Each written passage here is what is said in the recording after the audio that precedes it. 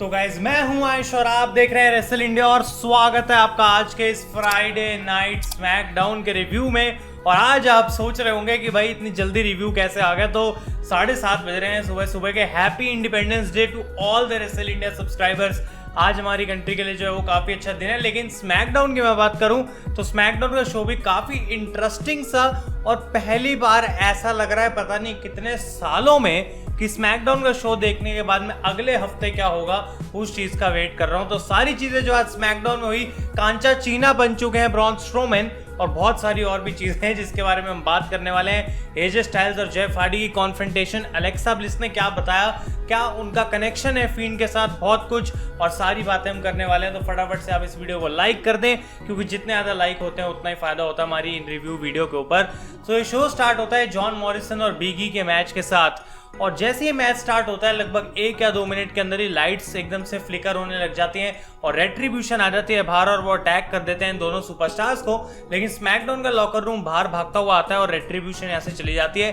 तो जब हम कमर्शियल से वापस आते हैं हमें देखने को मिलता है कि किस तरीके से ये स्मैकडाउन का लॉकर रूम बैक स्टेज खड़ा हुआ है और बातें चल रही हैं सारे सुपरस्टार्स के बीच में। किंग कॉर्बिन आते हैं और कहते हैं मेरे रूल के अंडर अगर तुम काम करोगे बेसिकली तो सही रहेगा, लेकिन उनकी बात कोई सुनने के लिए तैयार नहीं है। और बिग ई जो है सबको यहाँ पे मोटिवेट करते हैं, पंप अप करते हैं कि आज मेरा और मॉरिसन का जो मैच है वो होने वाला है और मैं यहाँ पे बदला लेके रहूंगा अपना जॉन मॉरिसन से और रेट्रीब्यूशन इस चीज को होने से रोक नहीं सकती। तो शेमस आते हैं यहाँ पे, कहते हैं बहुत बोल लिया तुमने बिग ई, और वो यहाँ पे शॉर्टी जी को भी काइंड ऑफ टॉन्ट करते हैं और इन दोनों के बीच का मैच भी ऑफिशियल कर दिया जाता है। तो रेट्रीब्यूशन का थोड़ा सा झलक हमें यहाँ पे देखने को मिला। शो में आगे भी वो आते हैं, उसके बारे में हम बात करने वाले हैं। इसके बाद गाइस हमें देखने को मिलता है अपना ट्रिपल बैटल रॉयल, यानी कि जो ट्रिपल ब्रांड बैटल रॉयल था जिससे बेली का नंबर 1 कंटेंडर क्राउन होना था। और यहाँ पे हमें अलग अलग रॉ, स्मैकडाउन और एनएक्सटी के सुपरस्टार्स देखने को मिले। सुपरस्टार्स की मैं लिस्ट यहाँ पे आपको फटाफट दे देता हूँ। तो यहाँ पे जो हमें देखने को मिली गाइस वो थी Asuka, Tamina Snuka, Tegan Nox, Shotzi Blackheart, Ruby Riott, Liv Morgan, Shayna Baszler, Bianca Belair, Peyton Royce, Billie Kay, Naomi, Lacey Evans, Dana Brooke और निकी क्रॉस। ये थे सारे अपोनेंट्स इस मैच के अंदर। और गाइस फाइनल 2 जो बचते हैं वो थे आस्का और शेना बेजलर। तो ऑब्वियसली एनएक्सटी के किसी सुपरस्टार को यहाँ पे कुछ खास मौका नहीं दिया गया और शेना बेजलर मुझे लग रहा था इस मैच को जीतने वाली हैं। और जबकि ये बैटल रॉयल कुछ ऐसी खास नहीं थी, एंड में हमें देखने को मिला एक सरप्राइज विक्ट्री क्योंकि आस्का ने यहाँ पे शेना बेजलर को फेंक दिया टॉप रोप के ऊपर से और आस्का ही बन चुके हैं यहाँ पे एक बार फिर से नंबर 1 कंटेंडर। तो पहले उनके पास एक मौका तो था ही रॉ वुमेन्स चैंपियनशिप पे लड़ने का अगेंस्ट साशा, और अब जो स्मैकडाउन वुमेन्स चैंपियनशिप के अगेंस्ट लड़ने का मौका है वो भी आस्का को मिल चुका है। आई डोंट नो, अब इसके 2 में से एक चीज होनी जरूरी है। यहाँ पे एक की 2 अलग अलग मैचेस होंगे आस्का के गाइस और वहां पे हमें कुछ ना कुछ देखने को मिलेगा, या फिर ये एक ही ट्रिपल थ्रेट मैच भी करा जा सकता है, winner takes all kind of. लेकिन उस चीज में कोई सेंस बनेगी नहीं क्योंकि अभी आस्का और बेली, और आस्का और साशा दो अलग अलग फ्यूड्स हैं और बेली और साशा एक दूसरे के साथ जो हैं उनमें अभी कोई प्रॉब्लम्स है नहीं। तो हमें बैक स्टेज भी देखने को मिलता है कि किस तरीके से आस्का इन दोनों को अटैक कर देती हैं। तो एक इंटरेस्टिंग सा डिसीजन लिया यहाँ पे डब्ल्यूडब्ल्यू ने। डेफिनेटली किसी ने एक्सपेक्ट नहीं करा होगा इस चीज को और आप लोग मुझे कमेंट्स में बताएं इसके बारे में आपका क्या ओपिनियन है। इसके बाद गाइस बैक स्टेज होती है मैंडी रोज और वो बात करती है किस तरीके से सोनिया डेविल, जबकि इतने सालों से उनके साथ हैं, ये बात उनको कैसे नहीं पता लग रही कि कितना ज्यादा यहाँ पे स्ट्रगल किया था मैंडी रोज ने इस इंडस्ट्री में आने के लिए। और ऐसा नहीं है कि सिर्फ उनकी ब्यूटी उनके लिए सब कुछ है। और यहाँ पे वो कहती है कि तुमने मेरे बाल काट दिए तो मैं तुम्हें एक हेयर वर्सेस हेयर मैच में चैलेंज करना चाहती हूँ क्योंकि तुम्हें ऐसा लगता है कि तुम्हारी ब्यूटी किसी काम की नहीं है, तो वो हम देख लेंगे। तो यहाँ पे वो एक चैलेंज थ्रो करती हैं ऑन सोनिया डेविल। इसके बाद guys Alexa bliss back stage होती है, निकी क्रॉस उनके पास आती हैं। वो कहती हैं अलेक्सा मुझे तुम पिछले 2-3 हफ्तों से सही नहीं लग रही, जो तुम्हारा फीन के साथ सीन चल रहा है, तो मैं चाहती हूँ कि तुम मेरे साथ एक सेफ जगह पे चलो। लेकिन अलेक्सा कहती है मेरे को कोई बिजनेस हैंडल करना और वो वहां से चली जाती हैं। तो ये भी एक छोटी सी बैक स्टेज सेगमेंट थी। इसके बाद शेमस और शॉर्टी जी का मैच होता है, फिर से डब्ल्यूडब्ल्यू वापस चली गई उसी फ्यूड के ऊपर जो कि हम पहले इतने समय से देख रहे थे और शॉर्टी जी यहाँ पे भी हार गए, पहले भी हार रहे थे और बेसिकली गाइस यहाँ पे शेमस इस मैच को जीत गया after hitting a brogue kick. इसके बाद रिंग के अंदर आ जाते हैं the intercontinental champion AJ Styles और वो आके बात करते हैं, एक स्टैटिस्टिकल अप्रोच लेके आते हैं। एक व्हाइट बोर्ड होता है पीछे और वो कहते हैं मैंने रिसर्च करी अपने अपोनेंट्स के बारे में क्योंकि डैनियल ब्रायन चाहते हैं कि मैं फाइटिंग चैंपियन बनूं, तो उनके कहने पे मैं ये सब कर रहा हूं। लेकिन मेरा बस चले तो मैं तो अपने घर पे बैठूं और कभी टाइटल डिफेंड ही ना करूं क्योंकि उसमें ही मेरा सबसे ज्यादा फायदा है, मैं अपना टाइटल क्यों हारना चाहूंगा। तो वो व्हाइट बोर्ड पे धीरे धीरे करके रिवील करते हैं, लेकिन एक्चुअली में उनका खुद का ही नाम होता है, उसके ऊपर और कोई होता नहीं है।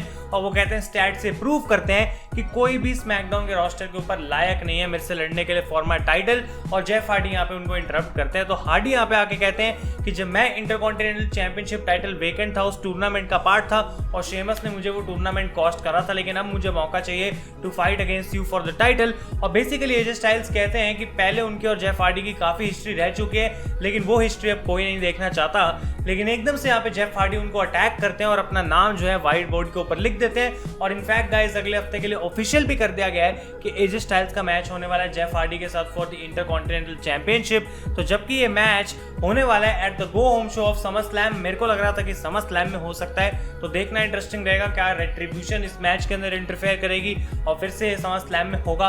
आई डोंट नो क्या होगा, लेकिन ये ऑफिशियल हो चुका है फॉर नेक्स्ट वीक। इसके बाद गाइस हमें मैच देखने को मिलता है लूचा हाउस पार्टी के Gran Metalik against Shinsuke Nakamura in a 1-on-1 match. और यहाँ पे मैच जबकि कुछ खास नहीं था, तो point to be noted is कि एक्चुअली में हमें यहाँ पे कलिस्टो का रिटर्न देखने को मिला है, जो कि अपनी लॉन्ग टाइम इंजरी के बाद वापस आए हैं और लूचा हाउस पार्टी कंप्लीट हो चुकी है अपने तीनों मेंबर्स के साथ। तो इस चीज की डिस्ट्रैक्शन की वजह से जो है नाकामुरा ये मैच को भी हार गए और मुझे लगता है कि लूचा हाउस पार्टी आने वाले समय में ऑब्वियसली उनको चैलेंज मिलना चाहिए अब फॉर द स्मैकडाउन टाइटल्स। लेकिन नाकामुरा और सिजारो मुझे लगता है बहुत अच्छा कर सकते हैं एज चैंपियंस और लूचा हाउस पार्टी से बढ़कर भी उनको एक फ्यूड मिलनी चाहिए किसी अच्छी टैग टीम के साथ, इससे पहले कि वो अपना टाइटल यहाँ पे हारेंगे।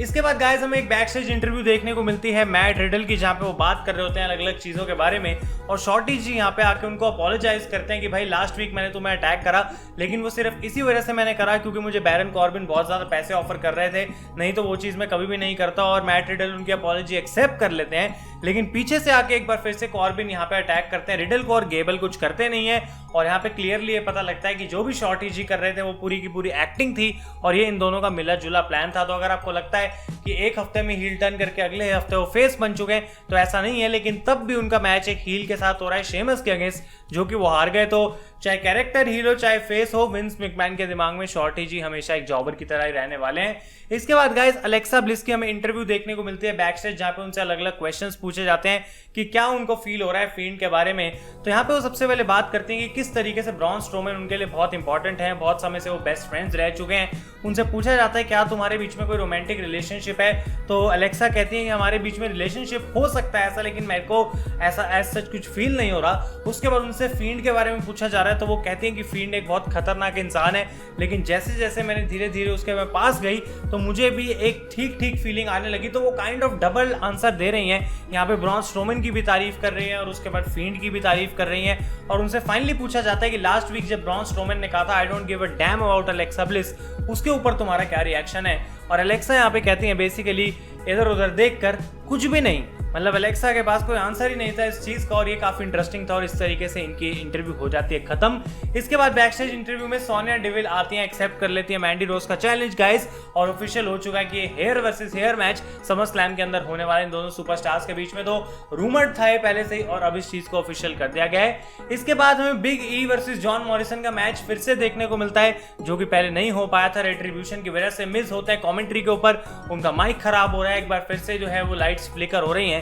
लेकिन इस बार जो है पूरा स्मैकडाउन का रोस्टर रिंग साइड आ जाता है ताकि रेट्रीब्यूशन अटैक ना कर सके, लेकिन इस बार वो भाई बैक स्टेज चले जाते हैं। तो हमें देखने को मिलता है कि पूरी कैओस मचा दी रेट्रीब्यूशन ने बैक स्टेज एरिया के अंदर और कमेंट्री पर माइकल कोल और कोरी ग्रेव्स बताते हैं कि ऐसे ऐसे सीन चल रहा है। तो रोस्टर पूरा पीछे भागता है, लेकिन बहुत लेट हो चुके होते हैं इस चीज के अंदर वो। और गाइस इस मैच की मैं बात करूं तो बिग ई अपना स्ट्रेच मफलर फिनिशर लगा के जीत चुके हैं इस मैच को एक बार फिर से। तो उनको सिंगल्स रन दिया जा रहा है, लेकिन एक चीज जो कि मुझे पता है बहुत लोगों को पसंद नहीं आ रही वो ये कि जॉन मॉरिसन हारे ही जा रहे हैं, हर मैच हारे जा रहे हैं। मिस कभी हारते नहीं, सारी लॉसेस जो है वो जॉन मॉरिसन के खाते में चली जाती हैं और ये क्लियरली बताता है कि Miz is Vince McMahon's own creation, John Morrison is not, और इसकी वजह से जॉन मॉरिसन को यहाँ पे भुगतना पड़ रहा है। लेकिन मैच के बाद गाइस यहाँ पे बिगी को आके ब्रोक किक मारते हैं शेमस और इससे भी बात क्लियरली होती है यहाँ पे कि एक शेमस और बिगी की फ्यूड हमें देखने को मिलेगी, जो कि एक ठीक ठाक फ्यूड है।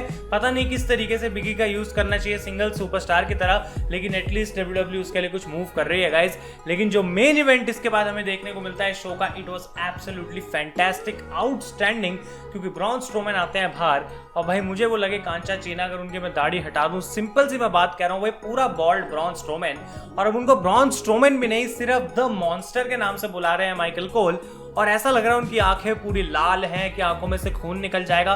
रिंग के अंदर आके वो सीधा सीधा बोलते हैं कि भाई देखो, जैसे ही मैं उस स्वॉर्म फाइट से निकला था, मैं one of the most evil sons of bitches की तरह बाहर निकला हूँ और मैं बिल्कुल बदल चुका हूँ और मुझे फील्ड चाहिए, मुझे और किसी चीज़ से मतलब नहीं है। लेकिन बाहर आ जाती है अलेक्सा ब्लिस।